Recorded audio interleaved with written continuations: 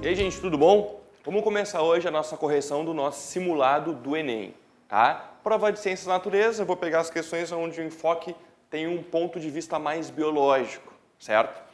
E a nossa primeira questão é a questão 137, tá? É uma questão que fala sobre a origem da vida. Diz assim, ó, para explicar os fenômenos naturais, a ciência precisa de um bom observador e de experimentos que reproduzam em parte tais fenômenos. E foi o que Francesco Rende, tá, fez para provar a teoria da biogênese. Nessa época, havia outros cientistas que reforçavam a hipótese da geração espontânea, que é a biogênese, né, com diferentes experimentos.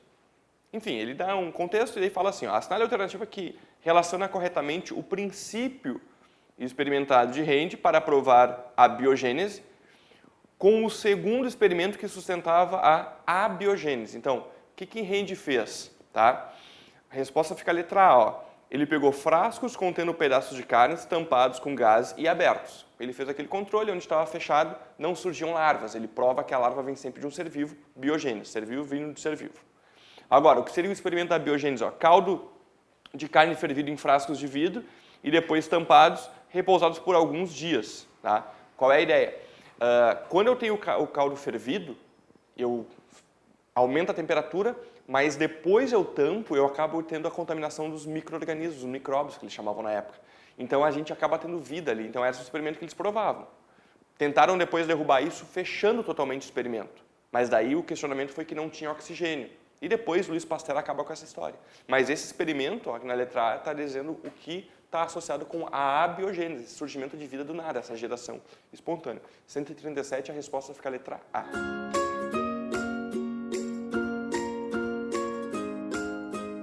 E aí, gente, tudo bem? Vamos lá, né? Depois de essa maratona que foi o nosso simulado, a gente vai fazer a correção.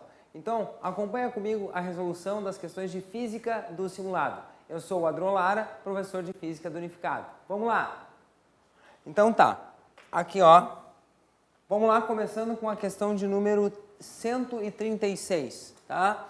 Questão número 136, a prova já começou com uma questão de física. E aí, fala sobre a lombada eletrônica, né? Fala sobre o sensor, eu tenho dois sensores, e esses sensores estão distantes 2 metros um do outro, né? E ele atravessa com velocidade constante de 40 km por hora. Então, vamos lá, ó. Eu tenho lá distância, que é igual a velocidade vezes tempo. Observa que a distância entre os dois pontos é 2 metros. E que esse carrinho tem velocidade de 40 km por hora. Então, vamos calcular. A distância aqui é 2 metros, a velocidade. Gente, a velocidade está em quilômetros por hora. Então, se eu quiser transformar para metros por segundo, eu divido por 3,6. Ou seja, eu vou transformar aqui, ó, 40 dividido por 3,6 metros por segundo. Pode deixar assim, indicado. 40 dividido por 3,6 vezes o tempo.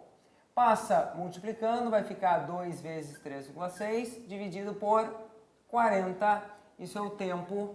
Então vai ser 7,2 dividido por 40. Isso é o tempo. E aí o tempo vai ser 0,18 segundos. Com isso, a resposta da questão número 136 é letra C. Ok?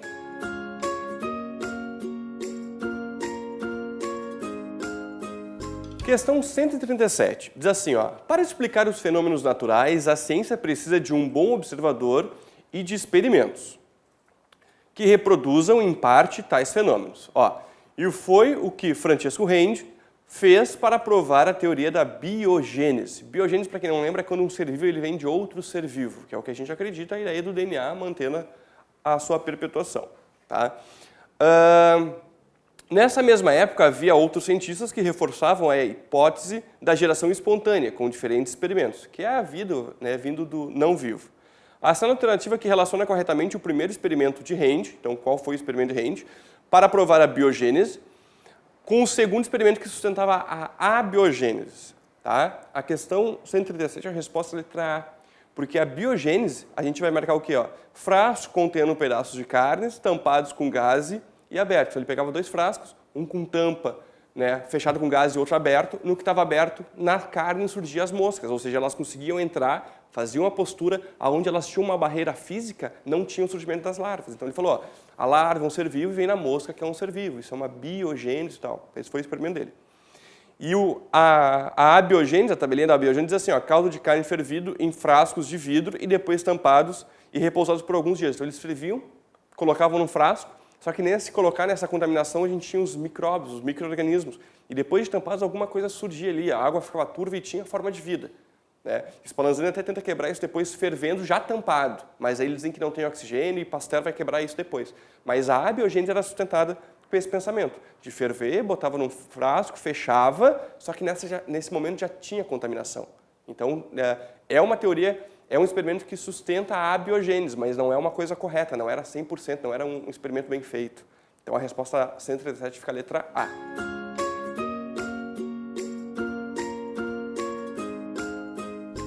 A nossa questão do simulado Enem de 2017, a primeira questão de Química da nossa prova é a questão 138.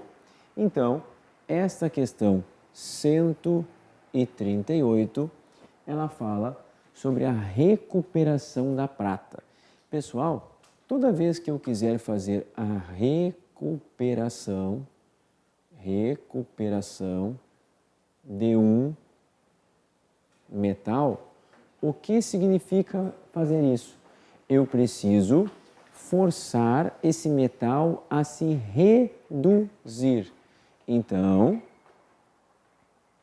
eu preciso fazer a redução do metal, ok?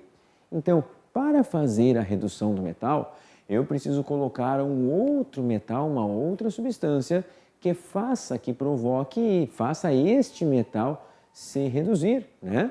Isso significa que dentre as opções que eu poderia colocar, de acordo com a nossa tabela, a gente teria as possibilidades, né, de alumínio, estanho e zinco. Porém, cuidem, pois para eu fazer a recuperação deste metal, eu preciso fazer o metal se oxidar. Portanto, na realidade, veja bem, se eu vou recuperar a prata, né? Eu vou fazer a prata passar de prata mais 1 para prata 0. Isso significa que a prata vai se reduzir. Para que a prata se reduza, eu preciso que alguém se oxide no seu lugar. E este alguém que pode se reduzir no seu lugar que pode se oxidar no seu lugar, é o estanho, que tem carga 0. Pois os outros metais que eu poderia pensar sobre isso, que seria o alumínio e o zinco, já estão na sua forma oxidada, ou seja, positiva. Então, para eu fazer uma oxidação do estanho, aí eu posso fazer a recuperação da prata. Portanto, a gente interpreta através dos potenciais e neste teste número 138, a resposta é a letra D. Dinamarca para o teste 138.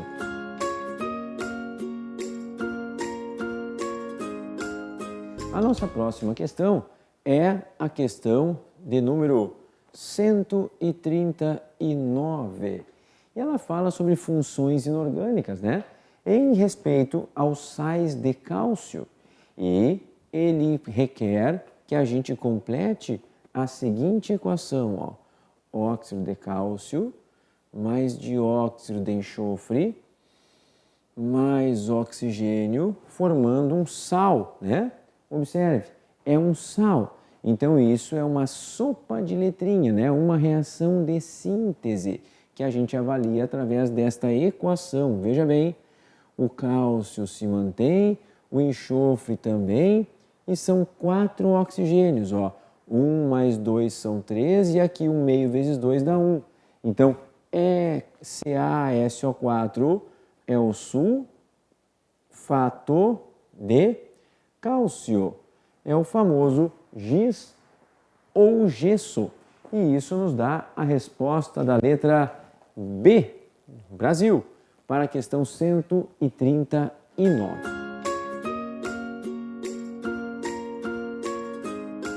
A questão número 140 trata de um gráfico da velocidade pelo tempo e fala sobre um movimento de dois móveis. O móvel A, que é o motorista mais imprudente, que assume maiores velocidades, e o móvel B, que é o motorista mais comportado. Então ele quer saber qual a aceleração do móvel A nos trechos 1, que é esse trecho aqui, e no trecho 2, que é aquele trecho lá. A aceleração no trecho 1 é a variação da velocidade pelo tempo. Qual é a aceleração no trecho 1? Quanto variou a velocidade? A velocidade passou de 10 para 40, de 10 para 40, aqui é 30, de 10 para 30, a velocidade passou de 10 para 30 em 10 segundos. Então, variou 20, aumentou 20, em quantos segundos? 10, por isso é 2 metros por segundo ao quadrado. E a aceleração no trecho 2 é o quanto variou a velocidade no tempo. Nesse caso, ela diminuiu 30 em 10 segundos. Então, a aceleração é menos 3 metros por segundo ao quadrado. Como ele quer saber em módulo, a resposta vai ser letra D, Dinamarca, onde tem 2 e 3.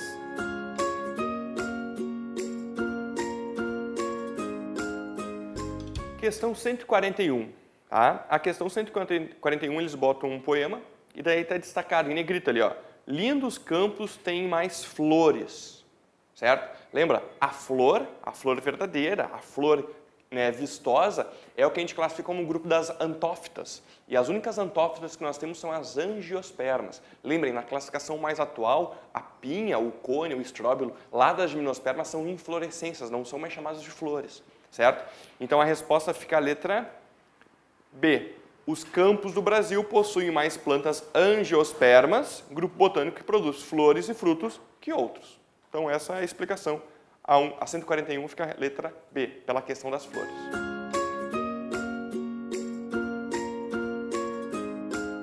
Na sequência das questões de química, temos a questão de número 142, na qual tem um pouquinho de química orgânica, falando da pele humana, que deve ser bem hidratada por acréscimo de substâncias que tenham capacidade hidratante. Hidratante deve ser de eu colocar ali moléculas de água e mais ainda de ter características umectantes. O que significa umectantes? Umectantes quer dizer que retém as moléculas de água do organismo. Então, aqui nós temos uma delas, que é a glicerina, que é o propanotriol, que é o glicerol, e depois temos o polietilenoglicol. Ok, ambos são dois álcoois, né? E aliás, não por acaso, este propanotriol é um dos álcoois mais comercializados no mundo. A gente pode pensar que seria o etanol, mas não. O etanol está nas bebidas alcoólicas, nos combustíveis, etc. Mas esse propanotriol está nos shampoos, está nos sabonetes, está nos produtos de higiene que todos nós consumimos diariamente. Então, esse cara aqui, o propanotriol, o glicerol, ele funciona como um umectante por reter as moléculas de água, já que eu tenho hidroxilas vicinais, isso requer ou possibilita a formação de ligações de hidrogênio intra- e intermoleculares, que é justamente o objetivo desse teste, para reter as moléculas de água da nossa pele. Portanto, propriedade de reter as moléculas de água está na letra E, através das ligações de hidrogênio, para a questão 142.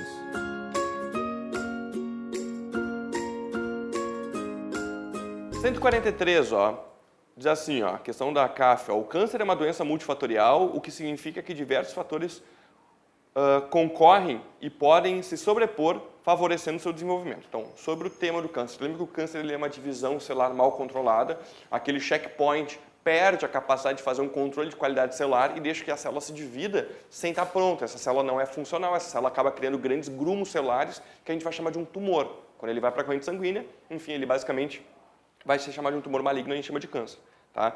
Olha lá, alternativa 1. Chamamos de câncer uma classe de doenças que tem como característica básica o crescimento desordenado e irregular de células que podem invadir outros tecidos e espalhar-se para outras regiões do organismo. metástase. Essa é a melhor definição. Tá? E a outra alternativa correta fica a letra 3, ó. Tá? O número 3. Entre os fatores que concorrem e podem se sobrepor, favorecendo o desenvolvimento do câncer, citam-se tabagismo, exposição à radiação, distúrbios hormonais, alguns vírus, mutações genéticas. É o que pode ocasionar. Tá? Na 2, a 2 diz assim, ó, em erros normais, em condições normais, através de processos denominados de divisão celular, as células do nosso corpo crescem, duplicam seu material genético e se dividem. Quando uma célula se divide e dá origem a duas células idênticas, o processo de divisão celular é chamado de mitose. Tem nada a ver com câncer, entende? É um processo que não está associado com o que a questão está falando. E olhem a alternativa 4, os proto-oncogenes, são aqueles genes reguladores, ó, são genes mutados que, ao serem ativados, provocam a divisão quando serem inativados. Tá? Quando eles são ativados, eles impedem a divisão. Tá? Agora, quando eles são inativados, eles deixam que a divisão aconteça de forma errada. Por isso fica a letra C.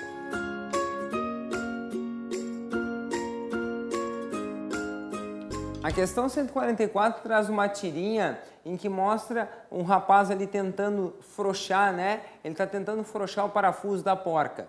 Aí ele não consegue, né? Aí o outro amigo dele vai lá e, eu consigo, e frouxa com o aquecimento.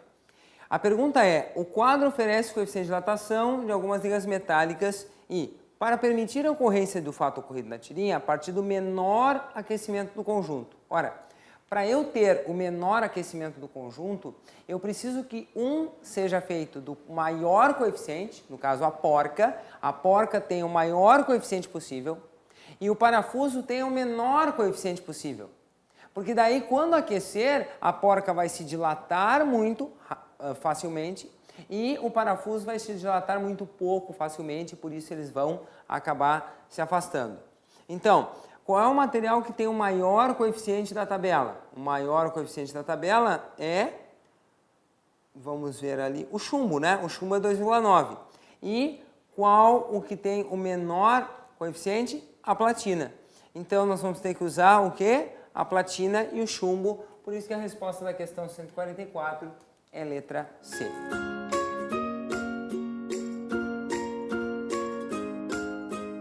A nossa próxima questão, na sequência, é a questão de número 145, na qual ele mostra a decomposição do ozônio, a famosa ozonólise, né? A quebra do ozônio lá na estratosfera, através do CFC, que é o clorofluorcarbono.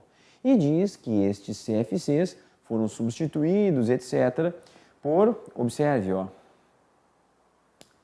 foram substituídos por gases menos prejudiciais à saúde, tais como o isobutano, o butano e o propano nos aerossóis. Então pergunta-se qual é o objetivo desta troca, né? Este é o sentido da questão.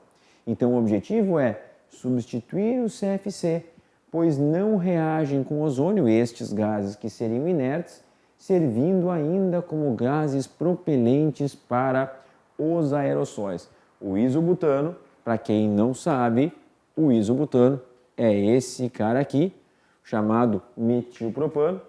Depois vem o próprio butano, que é o famoso gás de cozinha. E por último, o propano.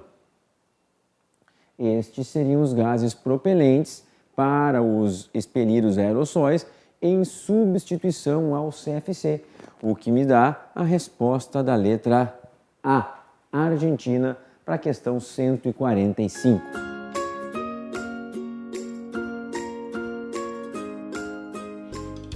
Questão 146, de novo uma questão de divisão celular, onde eles botam uma simbologia, que a gente tinha que achar o ponto de verificação do início, tá ali, entrar no ciclo celular e prosseguir a fase S, tá? Agora, eu tenho ponto de verificação G2, tá? Esse é o segundo ponto, que é o que ele está querendo falar, Então, no segundo ponto de verificação, o evento do ciclo celular que já está concluído lembra, os cromossomos já estão duplicados lá, a gente já tem a duplicação semiconservativa do DNA. Então, a gente marca, duplicação dos centrosomos, né, que na verdade é o conjunto cromossômico. Resposta da 146 fica a letra B.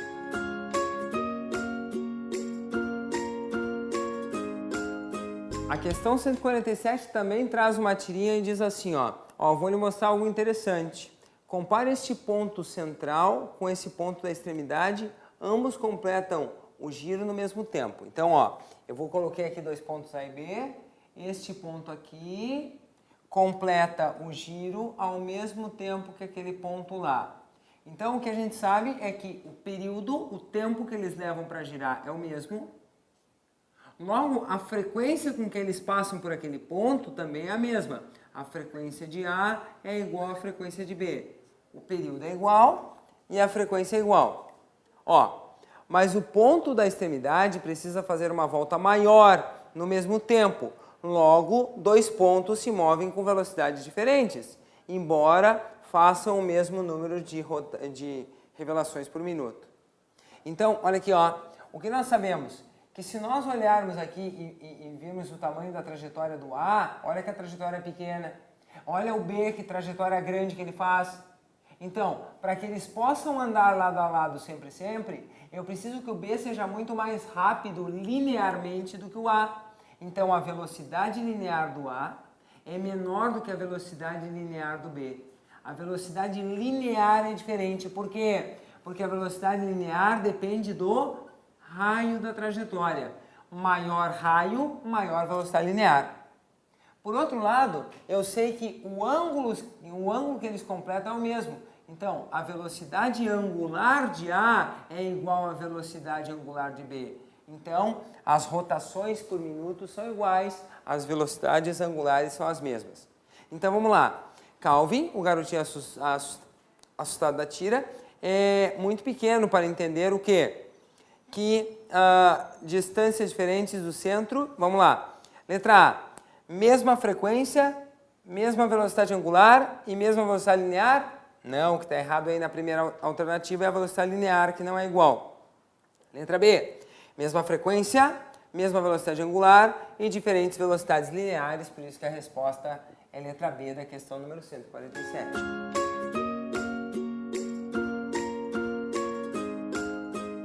A questão 148 fala de espelhos e lentes, tá? E aí vamos lembrar um pouco. Quando a gente fala de espelho côncavo, é igual a lente convergente. Espelho côncavo igual a lente convergente. Ele é o único tipo de espelho que dá imagem real, é uma imagem projetada, e uma imagem maior do que o objeto. Tá? Espelho côncavo e a lente convergente também. Já o espelho convexo, e aí só lembrando um pouquinho, espelho convexo é o que dá imagem virtual e menor, da mesma forma que a lente divergente. Então, nesse caso, ó, observa que os raios estão vindo aqui, batendo e refletindo para esse ponto. Olha, esses raios estão convergindo para aquele ponto. Então, a gente sabe que o espelho tem que ser o espelho côncavo. Tá? E como está falando no texto que a lente utilizada lá vai projetar uma imagem real e maior, só pode ser uma lente convergente. Por isso que o espelho utilizado é o espelho côncavo e a lente é uma lente convergente. A resposta é a letra C.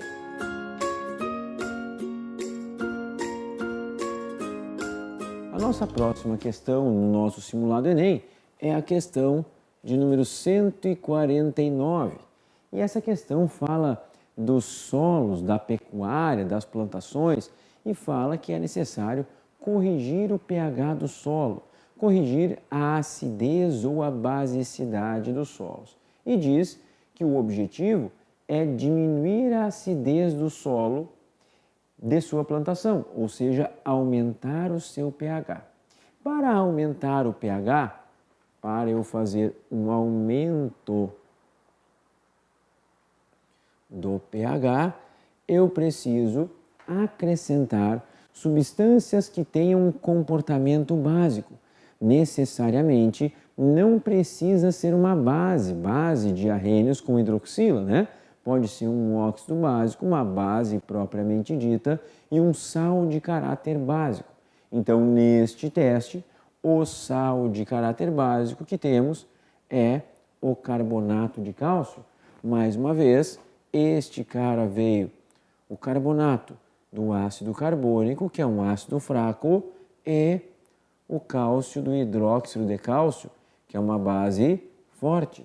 Logo, um sal que veio, cuja origem é um ácido fraco e uma base forte, é um sal de caráter básico. Adicionado ao solo, o famoso calcário é capaz de aumentar o pH do solo e isso configura a alternativa da letra B, Brasil, para a questão de número 149.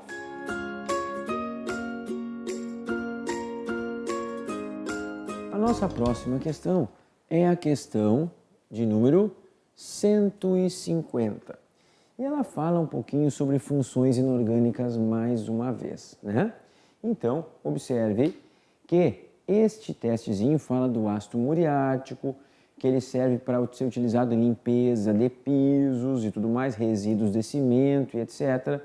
E nessa aplicação, quantidades apreciáveis de carbonato de cálcio, calcário, resulta na liberação de um gás. Muito bem. E aí ele pergunta, a fórmula do gás que é liberado, bem como um teste para identificar esse gás seria, bom, o gás, toda vez que eu tenho um ácido forte, como por exemplo o HCl, e colocá-lo com carbonato de cálcio, que é o calcário, haverá aqui a formação desse gás e ainda deste sal. Só que este ácido é um ácido muito fraquinho que se decompõe em água e CO2. Então o gás é o CO2, o gás que é liberado, né?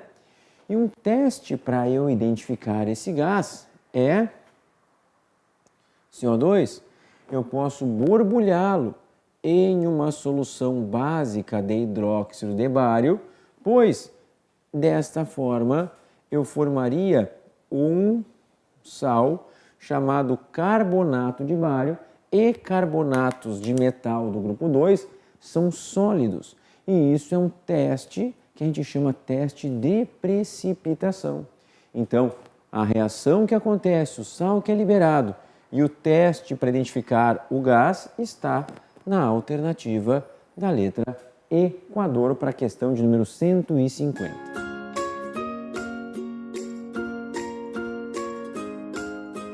Questão 151, né, gente? É uma questão que está associada com fungos, é uma questão que pode estar relacionada com a origem da vida, é uma questão que pode estar abrangendo até a parte de metabolismo energético. Enfim, é um assunto muito geral, assim. Que ele está falando da história da fermentação do pão. Lembra que o pão, quando a gente bota o fermento, né, ele vai fazer uma fermentação que é uma fermentação alcoólica, tá? Que, óbvio, a gente não vai perceber o álcool acaba evaporando, mas o que chama muita atenção é o CO2, que ele é liberado e ele que faz a massa crescer. Quando ele faz a massa crescer, a marca do CO2 fica no pão, deixando o pão aerado, deixando o pão fofinho. Né? Então ele diz, o crescimento da pasta do pão, da massa do pão, pelo processo citado, resulta da liberação do gás carbônico. Letra A.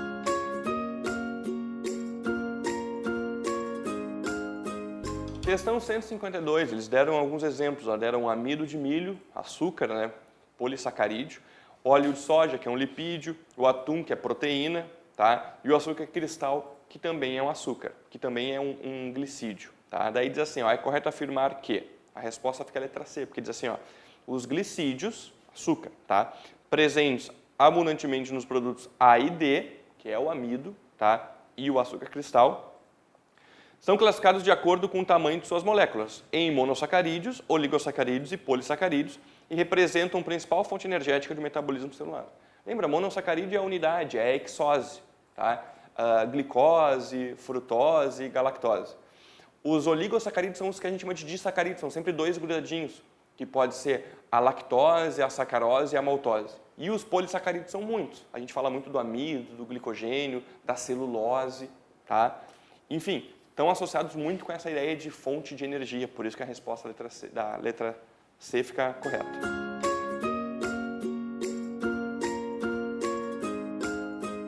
A questão 153 é uma questão muito bonita, porque lembra de uma outra questão que o Enem já colocou também, que é a do portão, né?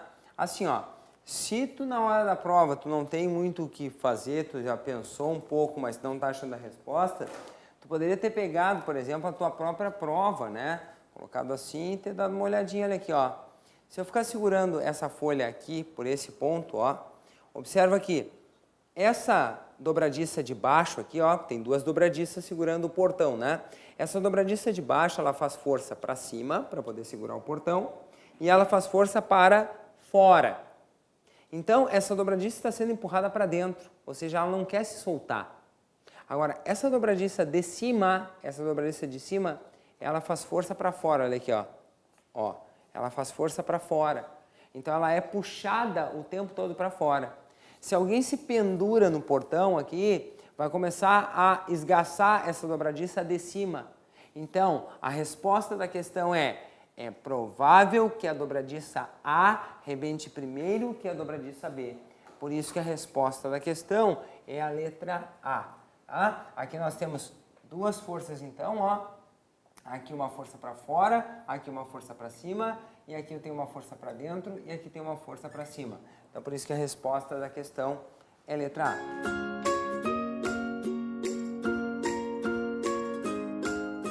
Eu vou ler a questão número 154 contigo. Suponha que você seja um consultor e for contratado para assessorar na implantação de uma matriz energética de um pequeno país, onde existem as seguintes características: região plana, chuvosa e cheia e com ventos constantes, dispondo de poucos recursos hídricos. Vem cá, é plana, chuvosa. Então, a melhor alternativa seria biocombustíveis? Não, né? Energia solar, é uma região chuvosa. Nuclear, por ter o risco... Gente, se é uma região plana e de muitos ventos, é claro que a energia só pode ser energia eólica, né? Então, não causar gases do efeito estufa. Então, observa que eu tenho que adequar, e nessa questão eu quero saber qual é a melhor resposta. Por isso que a resposta alternativa é E.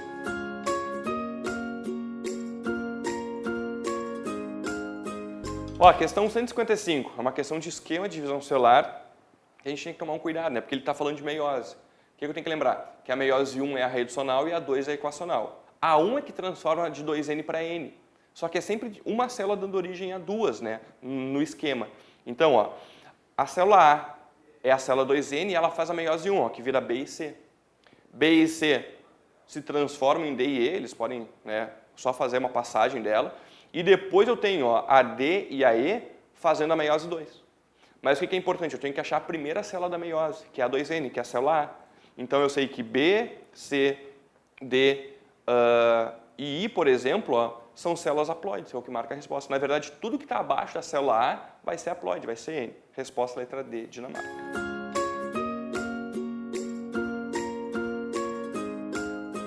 Questão 156, tá? É uma questão associada com anexos embrionários, com zoologia, então ela engloba muitas coisas da zoo, tá? Então ela tem um texto bem grande, que enfim, se acostumem com isso. E daí a pergunta é ali, ó, diz assim: em relação a essas adaptações morfológicas e estruturais, é possível afirmar, tá? Então o que a gente tem, ó? A resposta fica a letra E, ó. As características dos ovos dos répteis, quanto ao desenvolvimento de seus anexos, apresentam aquisição que garante a conquista de terra firme pelos vertebrados. É a conquista definitiva, porque eles vão ser os primeiros aminiotas, eles possuem o âmnion, que faz com que eles consigam colocar o ovo fora da água e eles não estão mais presos ao meio aquático, certo? Por isso que a resposta da 156 fica a letra E.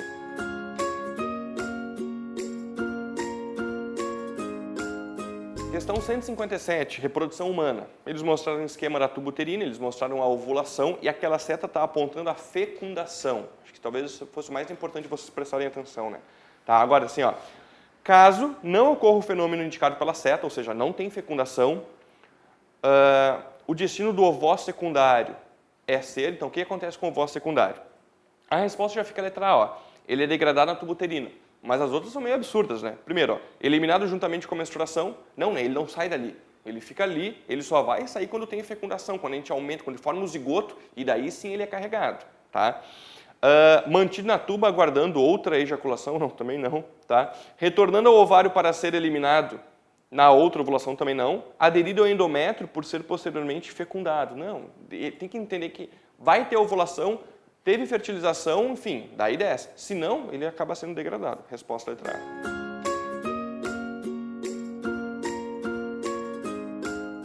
A. A questão 158 procura retratar a experiência do Wester na questão da passagem de corrente elétrica. Observa que quando ele fecha a chave, a lâmpada acende, né, e a bússola muda de posição. Então, o que nós sabemos sobre um fio, eu desenho aqui um fio percorrido por corrente. Nós sabemos que ao redor desse fio existe uma região onde tem um campo magnético. A gente faz a regra da mão direita aqui e vê qual é a orientação. Aqui o campo está entrando na página, aqui o campo está saindo da página. Este é o campo magnético ao redor do fio. Portanto, este campo magnético é perpendicular ao plano onde está sendo percorrida a corrente. Então, o que a gente pode concluir a respeito do circuito de Ørsted, que gerou um campo magnético em direção perpendicular à direção da corrente. Por isso que a resposta da questão é letra B.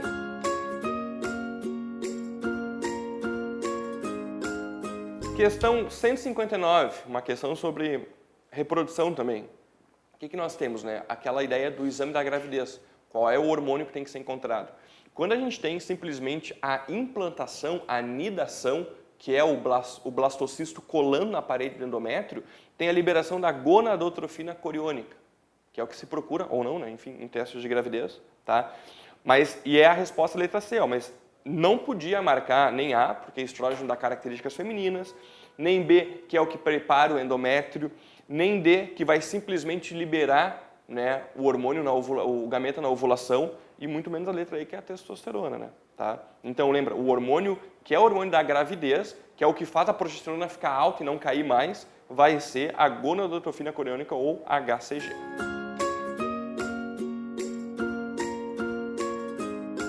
Questão número 160 mostra ali uma lanterninha, né, que funciona a partir da agitação.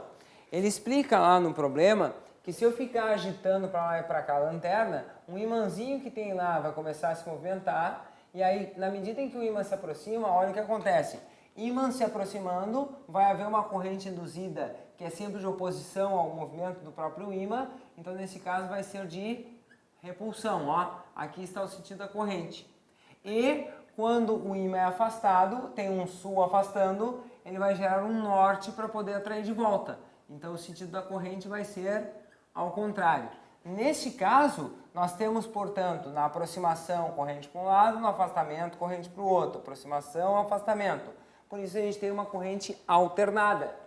Ok? Então, é indução eletromagnética a resposta da questão, e a corrente que foi gerada é uma corrente alternada, porque ele aproxima e afasta.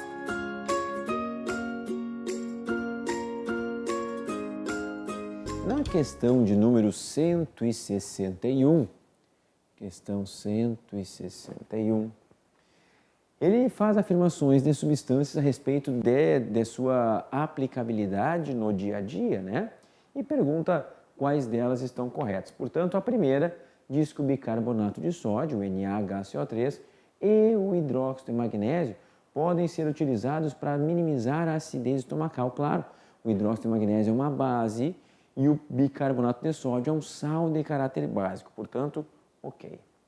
Segundo, a cal virgem pode ser usada para aumentar o pH do solo. Sim, porque este é um óxido de caráter básico, quando eu combino o oxigênio com metal do grupo 2. Tá ok. O sal de cozinha pode ser usado como conservante de alimentos. Claro, aqui no Rio Grande do Sul, a gente fazia antigamente a conservação da carne colocando sal. E este sal desidrata o alimento, retira a sua água e conserva o alimento desidratando-o por osmose, né? Então, as 3 sentenças corretas, isso me deu a resposta da letra E, 1, 2 e 3 corretas.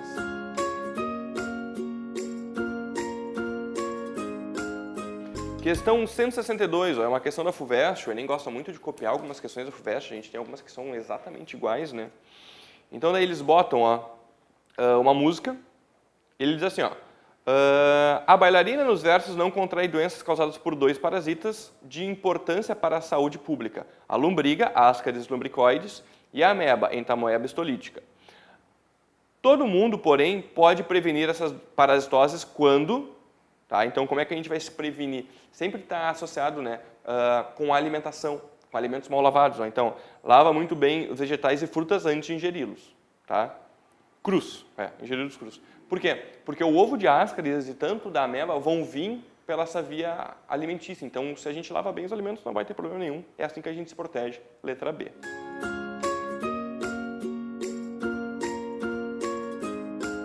Na questão de número 163, questão 163, fala sobre os desastres ambientais causados pela lixiviação ou levigação dos minerais ao longo dos desastres ambientais das mineradoras, como aconteceu, por exemplo, aquela tragédia em Mariana, em Minas Gerais, no ano passado.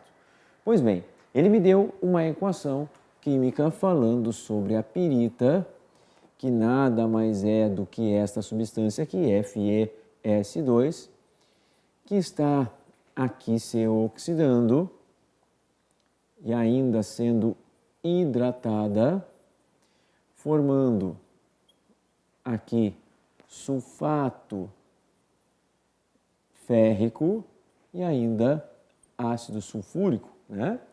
E ele pergunta, para corrigir os problemas ambientais causados por esta drenagem, a substância mais recomendada para ser adicionada, pensemos, a pirita se oxidando vai gerar ácido sulfúrico. Então, a solução será ácida.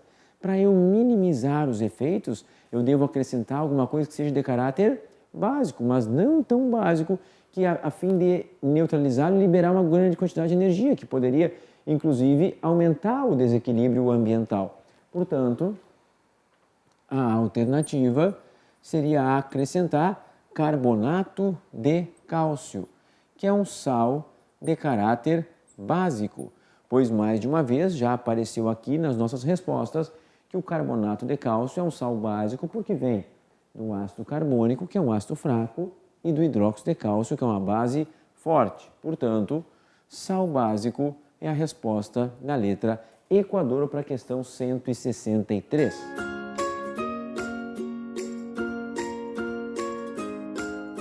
A questão 164 fala sobre o gerador de Van de Graaff, mostra ali na primeira figura, né, aquela faísca que sai, que nós temos lá o gerador eletrizado e eu aproximo uma bola e aí quando eu aproximo demais o ar se torna condutor e aí eu tenho uma eliminação de cargas elétricas ali, eu tenho uma faísca, né? E aí ele fala que se eu colocar uma lâmpada fluorescente nas proximidades, essa lâmpada fluorescente também vai acender. Isso porque o que há ao redor do gerador de Van de Graaff? Ele está muito eletrizado e ao redor existe um campo elétrico. Este campo elétrico que vai fazer a lâmpada ficar iluminada por algum tempo. Então, é a presença, né, é colocar a lâmpada fluorescente numa região onde existe um campo elétrico. Por isso que a 164 tem resposta letra B.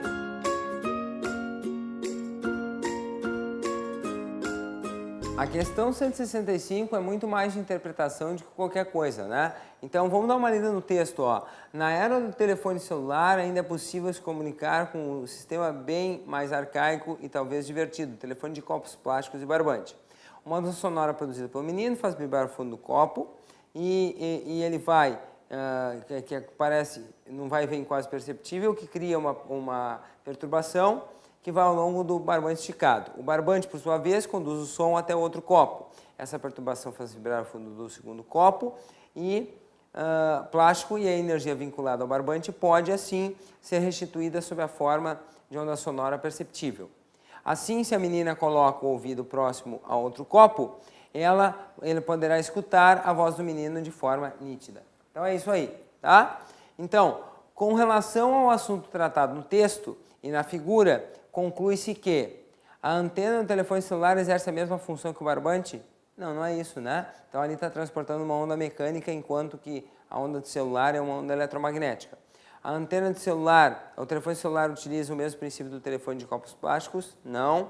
As ondas do telefone com copos plásticos e barbantes são ondas eletromagnéticas? Não, são ondas sonoras.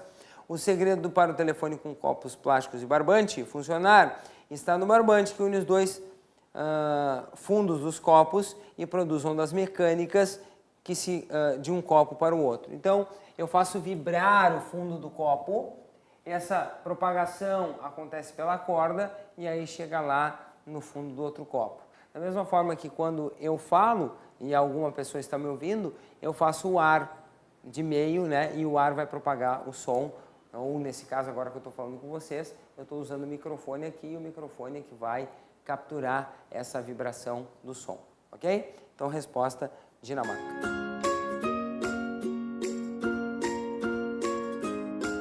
Questão 166, olha lá, um violão afinado quando se toca a corda Lá com comprimento efetivo, o harmônico fundamental, o som produzido tem frequência 440 Hz.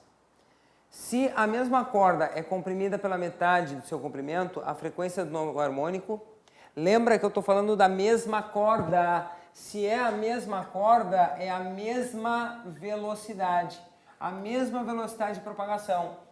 Então, antes eu tinha lá uma onda que estava se propagando, ok? Agora, o que eu fiz? Se eu comprir uma corda, eu vou passar a ter um comprimento de onda que é a metade. Se o comprimento de onda é a metade agora, ó, aqui eu tinha um comprimento de onda lambda e agora eu vou ter um comprimento de onda lambda dividido por 2.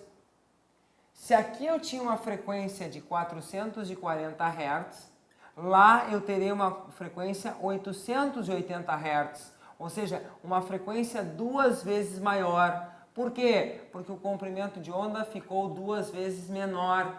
Lembra que a velocidade da onda é a mesma. Então, se eu tenho uma frequência que é se eu tenho um comprimento de onda, perdão, que é a metade, a frequência passa a ser o dobro. Por isso, olha lá, ó, dobra, porque o comprimento de onda foi reduzido à metade. A resposta é letra B.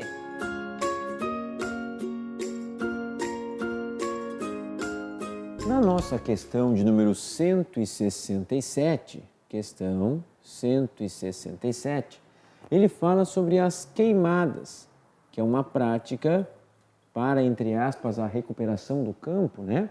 E fala do uso de queimadas e os seus efeitos negativos. Por exemplo, a queima da cana-de-açúcar, que forma gases poluentes como o CO2, os SOx, que são absolutamente nocivos, né? Que formam as chuvas ácidas, e os NOx, que podem formar as chuvas ácidas também. Muito bem, materiais particulados como a MP10, a MP50, que legisla sobre material particulado de 10 micrômetros e de 50 micrômetros, respectivamente. E eles dizem, a pergunta do teste é, considerando a obtenção destes biocombustíveis, né, a transformação química quando? Ou seja, ele quer que eu identifique um fenômeno químico. É fácil. O fenômeno químico acontece quando o processo é irreversível, quando a gente forma uma nova substância, quando acontecem mudanças nas ligações interatômicas. Então, no caso, quando a palha da cana e o etanol são usados como fonte de energia, ou seja, ao serem oxidados, ao serem queimados, isso é um fenômeno químico. Portanto, esta é a resposta da letra C. Canadá para a questão 167.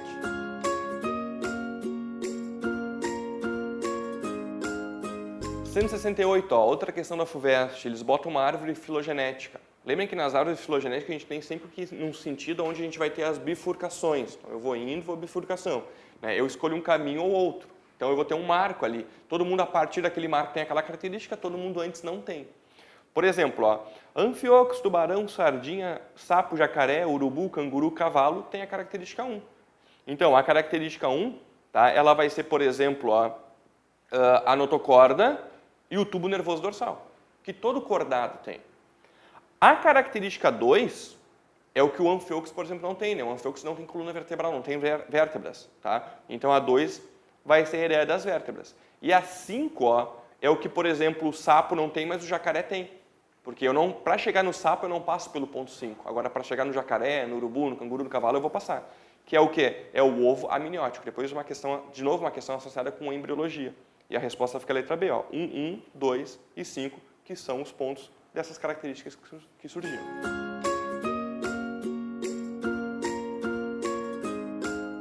Questão 169. Está falando, na questão 169, de uma fertilização feita em laboratório. Lembra, isso não é uma inseminação artificial, isso é uma fertilização in vitro. E o que acontece? Pega os gametas masculinos, os gametas femininos, faço a fecundação, depois de fecundado e formado os zigotos, eu implanto numa barriga de aluguel, tá? Sobre esse tipo de reprodução, é correto afirmar que origina gêmeos idênticos após a fecundação? Não, porque eu pego vários gametas femininos e masculinos, então são gêmeos, né, que vão ser gêmeos diferentes, porque vai nascer mais de um, né? São os dizigóticos, ou bivitelínicos e tal. Reduz os riscos de aborto em mulheres de mais idade? Não, né? Porque a mulher de maior idade, se ela tem um risco de aborto, vai continuar acontecendo, não tem um processo natural ou um processo in vitro que vai mudar isso.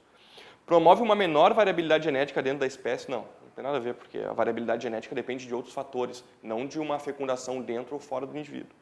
A resposta fica a letra D, ó. Favorece a adaptação dos descendentes a ambientes em mudança. Então, o que acontece? A gente faz a implantação, usa uma barriga de aluguel, para que essa barriga de aluguel tenha uma capacidade de gravidez, de gestação, que seja melhor do que, enfim, talvez a possível mãe. Então, essa é a resposta certa. Resposta, letra D.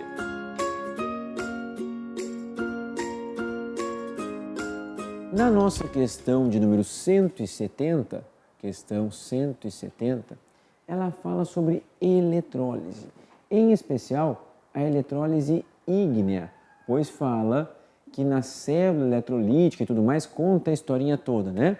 E o que acontece? Esta bauxita, ao ser fundida, ela obtém os íons, né, que a compõem, sofre uma descarga elétrica e o alumínio passa de alumínio mais 3 para 0. Isso é uma redução que acontece no cátodo, na eletrólise ao polo negativo, e o oxigênio, observe, passa de -2 para 0. Então, é uma oxidação que acontece no ânodo, que é o polo positivo. Observe ainda que a gente deve saber o que acontece no cátodo e o que acontece no ânodo. Eu gosto de guardar as letrinhas, ó, vogal com vogal, consoante com consoante, mas mesmo assim a gente precisa saber quem é quem. O que ele está me comentando é o seguinte: ele diz que na célula eletrolítica o ânodo é formado por barras de grafita. Então, veja bem, o ânodo são as barras de grafita. Legal. E o cátodo, ele me diz que é cátodo é a caixa de aço. O cátodo é a caixa de aço. Então, vamos pensar? Ó, para que o alumínio se reduza, para que ele ganhe elétrons, vamos pensar? Ele tem que receber elétrons, o alumínio. E este alumínio que recebe elétrons, os elétrons saem da onde? De quem, obviamente, se oxida, né? Então, quem é que perde elétrons? Quem perde elétrons é o ânodo, quem ganha é o cátodo. Então, observe, na etapa de obtenção do alumínio acontece no cátodo. Claro, a redução. E o fluxo de elétrons ocorre da barra de grafita para a caixa de aço. Ó, a barra de grafita é o ânodo. E o ânodo é quem se oxida, quem perde elétrons. E justamente a caixa de aço é quem se reduz. Então, a nossa resposta da eletrólise ígnea na questão 170 é a alternativa da letra Equador para a questão 170.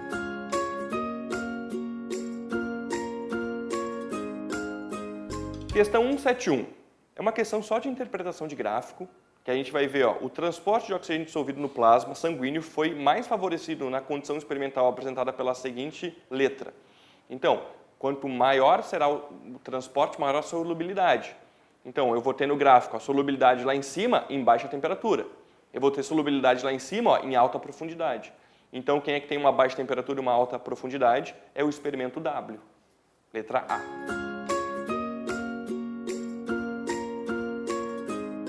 Questão 172, uma pessoa abre a geladeira e verifica que há dentro e depois fecha a porta da geladeira. Em seguida, ela tenta abrir a geladeira novamente, mas não consegue fazer isso, depois de exercer uma força mais intensa do que habitual. Ela só consegue fazer isso depois de exercer uma força maior.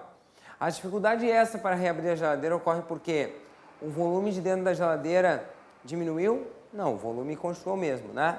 O motor da geladeira está funcionando na sua potência máxima? Não, isso não. Muitas vezes a geladeira nem está funcionando, ela só vai funcionar depois que o termostato perceber que a geladeira aumentou demais a temperatura. Uma força exercida pelo ímã fixado na porta da geladeira aumenta. Não tem ímã nenhum na porta da geladeira, não é essa a resposta. A pressão no interior da geladeira está abaixo da pressão externa. É isso, né? Lembra que a temperatura está associada com a pressão. Menor temperatura, menor pressão, maior temperatura, maior pressão. Então, nesse caso, lá dentro da geladeira eu tenho temperaturas menores e por isso eu vou ter uma pressão menor e aí é por isso a pressão atmosférica, entre aspas, empurra a porta e impede que eu consiga abrir. Por isso que a resposta da questão 7.2 é Dinamarca.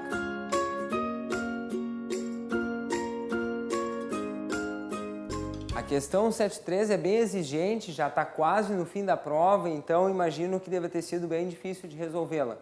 Porque assim, ó, traz toda uma historinha, vamos ler um pouquinho, tá?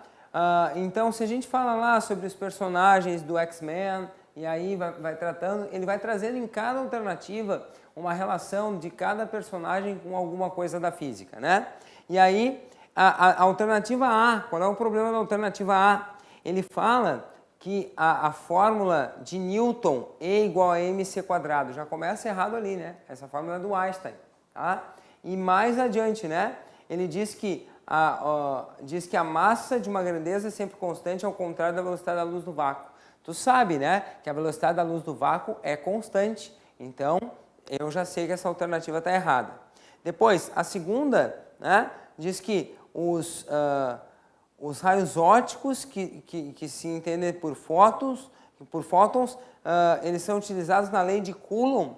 Vem cá, a gente já estudou lei de Coulomb e nunca falamos em fótons. Então, tu sabe que lei de Coulomb tem a ver com as cargas elétricas, com a interação de cargas elétricas, da força elétrica de uma carga positiva com uma carga negativa e nada tem a ver com os fótons para essa questão. A terceira, né? O magneto consegue torcer ou erguer objetos metálicos. Pelo fato de utilizar o magnetismo para isso, presume-se que ele esteja envolvida a lei de Faraday, que relaciona a variação do fluxo com o tempo e a força eletromotriz induzida.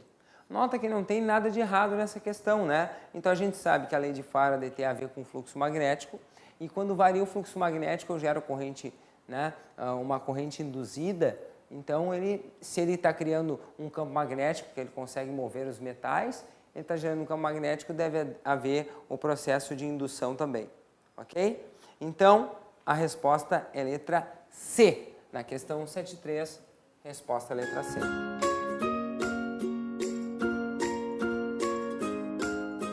Outra questão onde tem que analisar uma tabela diz assim, ó, o projeto Flora do Brasil 2020 tem como objetivo fazer a divulgação de descrições, chaves de identificação e ilustração de todas as espécies de plantas, algas, fungos conhecidos no país. A tabela abaixo mostra a distribuição de 46.104 espécies nativas reconhecidas até o momento. Bastante espécies. Daí diz assim, ó, de acordo com a tabela, o número de espécies nativas brasileiras do reino Plantae, então é só planta. Fungo a gente já tem que cortar. Fungo não é plantae, fungo é fungo. Reconhecidas até o momento, portadoras de vasos condutores de seiva. Então, briófita a gente corta fora também. Algas também. Tá? Então, a gente vai ter como representante do plantae transportando seiva, sendo uma traqueófita, tendo xilema e floema, ó, as angiospermas, as gimnospermas e as samambaias. E daí, a gente somando aquele número de espécies, vai ficar a letra C, que fica 34.120.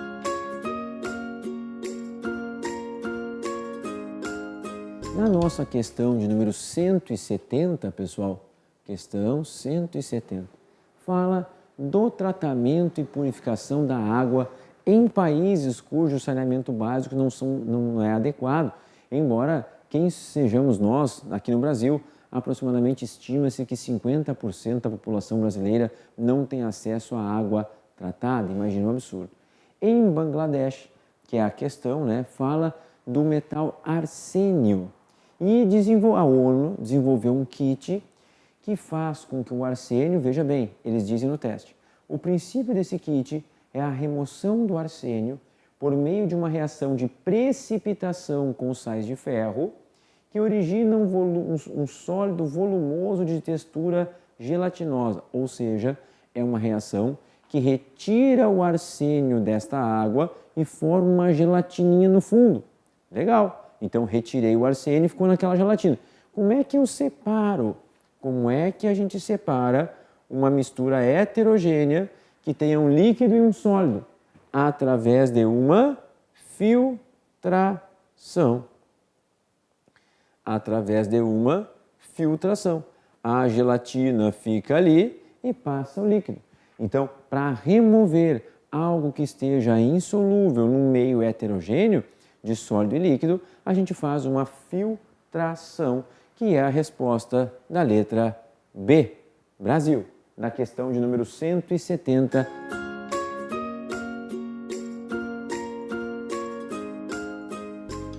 Então tá, questão 176 diz o seguinte, ó, aqui basicamente é a análise de um gráfico, tá? Nós temos um gráfico da amplitude da onda pela profundidade. Então, olha lá, olha o que diz o texto, pode-se considerar com boa aproximação que a velocidade da propagação de um tsunami é dada por essa equação. Velocidade é raiz de h, h é a altura, e g, a altura ou a profundidade, e g é a aceleração da gravidade. Em determinado instante de propagação, o tsunami tem amplitude de 4. Então, nota que tu tem que olhar no gráfico aqui, ó, e encontrar a amplitude 4. E para a amplitude 4, a gente tem uma profundidade de 20 metros.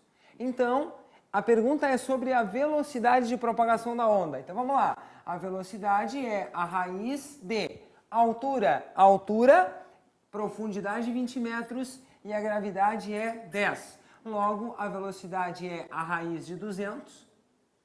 Então, a velocidade é a raiz de 2 vezes 100, né? E aí a velocidade vai ser raiz de 2 vezes raiz de 100. A velocidade a raiz de 2 é 1,4 e a raiz de 100 é 10. Isso vai dar 14 metros por segundo, ok? Então, bom, mesmo que eu não soubesse calcular assim, né, raiz de 2, raiz de 100, tá? Eu calcularia, né, encontraria um valor aproximado, a raiz que dá 14 é 196, então é um valor próximo de 200 ali. Então, com isso, a resposta da questão é a alternativa A.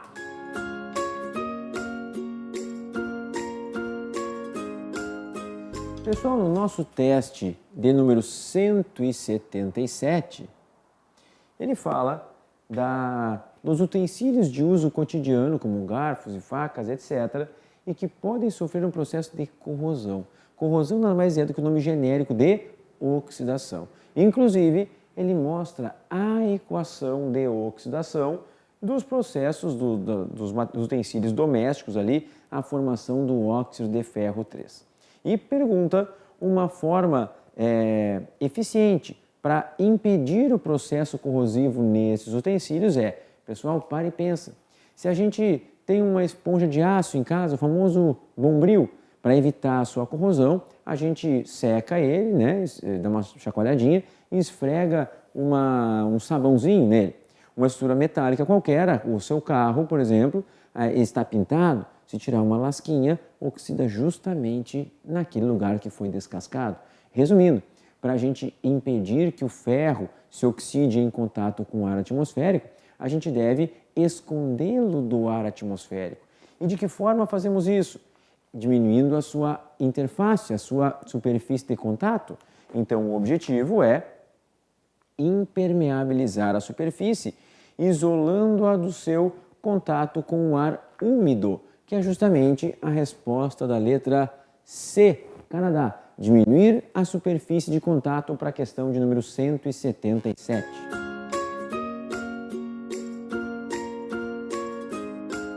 A questão 78 a gente vai ter que primeiro ler, né? Lembra daquelas habilidades e competências do Enem? Eu tenho que ler a questão e conseguir interpretar o problema.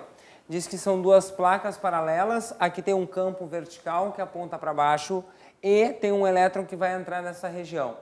O que nós sabemos, né? Nós sabemos que quando esse elétron entrar aqui, a placa positiva vai puxá-lo para cima, a placa negativa vai repeli-lo, então vai jogá-lo para cima e ele vai fazer uma trajetória desse jeito, tá? Então, quando ele entra aqui, ó, ele fica sob a ação da força elétrica, ok? E aí deixa eu te perguntar uma coisa, só para fazer um paralelo com isso. Se eu jogar essa caneta aqui, ó, se eu jogar a caneta, enquanto essa caneta cai, ela vai manter a velocidade sempre constante? Não, né? Quanto mais perto do chão ela chegar, maior vai ser a velocidade vertical. Então ela vai ser puxada, ó, ela vai fazendo a curva aqui, ó, e essa velocidade vai aumentando de módulo. Então, ela vai sendo puxada e a velocidade aumenta de módulo. Por isso, o que acontece, ó, à medida em que a partícula avança, sua trajetória se encurva para cima, enquanto o módulo da sua velocidade aumenta. Da mesma forma que quando eu jogo um objeto, o objeto cai e ele vai aumentando a velocidade na medida em que ele cai. Certo?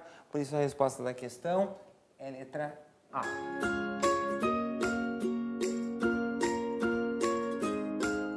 Na nossa questão de número 179, ele fala que nos anos 90, na cidade de Maryland, havia águas, né, no curso de um rio, que recebiam efluentes de uma mina de carvão desativada que continha ácido sulfúrico, o que significa que essa água era extremamente ácida, matando praticamente, ou diminuindo, destruindo a vida presente naquele rio.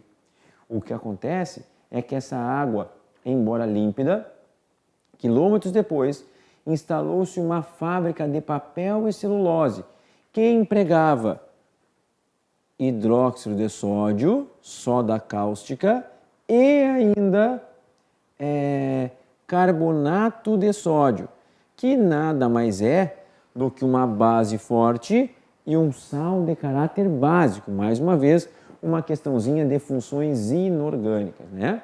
E observou-se que em pouco tempo, a partir daquele ponto que passava água pelo córrego ou pelo ponto onde a fábrica de celulose despejava resíduos de soda cáustica e carbonato de sódio, verificou-se que a vida aquática naquele rio voltou a florescer.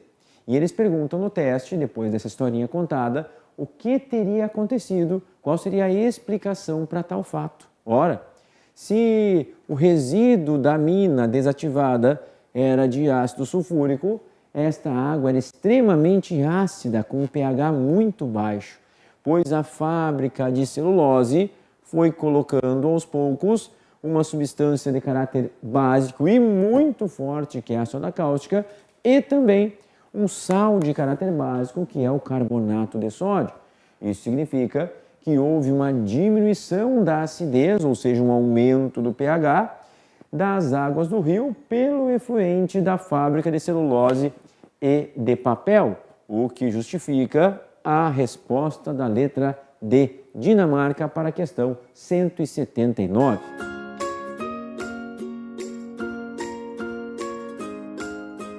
Questão 180, tá? Diz assim, ó, leia o fragmento a seguir.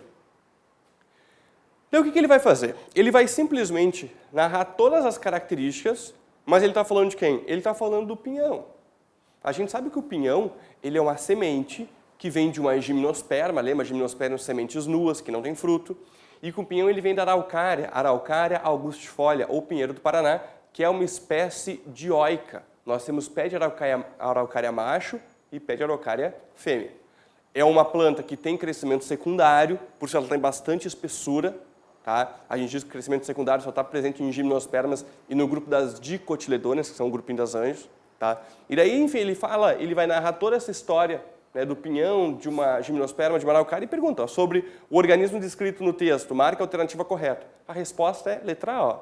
É uma gimnosperma lenhosa, toda gimnosperma, né, é vascular, e no caso é dioica. Eu tenho macho e fêmea separado. O pinus é monóico, mas no caso ele está falando da araucária, daí fica sendo dioica. Resposta, letra A.